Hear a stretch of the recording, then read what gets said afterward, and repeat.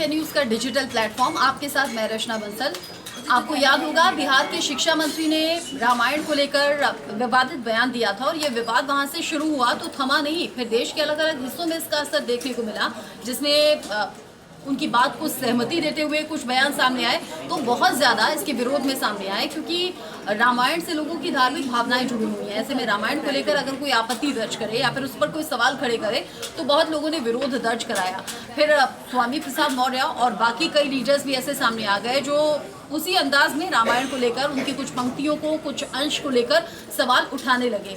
ये ऐसा लग रहा था कि विवाद अब शायद थोड़ा थोड़ा धूमिल हो रहा है, लेकिन स्वामी प्रसाद मौर्य आए दिन इस तरह का बयान देते हैं या फिर ट्वीट करते रहते हैं कि ये विवाद थमता हुआ दिखता नहीं है। लेकिन इसी विवाद में एक नया ट्विस्ट आ गया है। ट्विस्ट कैसे आया है जानिए।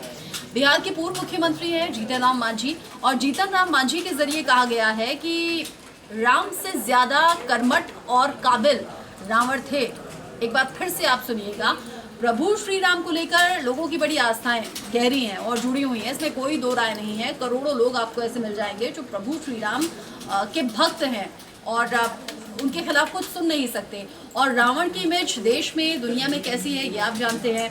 रावण जिसका पुतला दशहरे पर जलाया जाता है और ये कहा जाता है कि असत्य पर सत्य की जीत है या फिर बुराई पर ये अच्छाई की जीत के तौर पर इस त्योहार को मनाया जाता है। ये रावण की इमेज है। किस तरीके से सीता का हरण किया और किस तरीके से पूरी रामायण की कहानी आपके सामने है।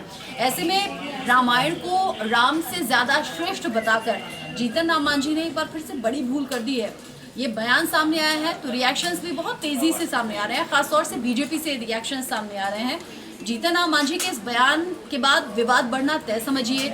ये विवाद दूर तक जाएगा ये भी तय समझिए, और आने वाले वक्त में चुनावों पर भी इसका असर होगा ये भी आप तय समझिए। जीतन राम मांझी ने वो कौन सा बयान दिया है जिसको लेकर बवाल हो रहा है, सुनिए आप। इस प्रकार का आचरण विधानसभा में नहीं होना चाहिए। हनुमान चालीसा कोई पढ़े, कोई और कुछ पढ़े, ये उचित बात नहीं है। यहाँ पार्लियामेंट्री डिकोरम के अनुसार जो है नियम परिनियम उसके अनुसार काम करना चाहिए। और नारा भी विभिन्न प्रकार के लोग लगाते हैं, जय भारत की नारा हो या देश किसी वॉरियर जो हमारे हैं शहीद हुए हैं उनका नारा अगर हो तो अच्छी बात है, लेकिन धार्मिक के आधार पर कुछ नारा लगता है वो सब ठीक नहीं है।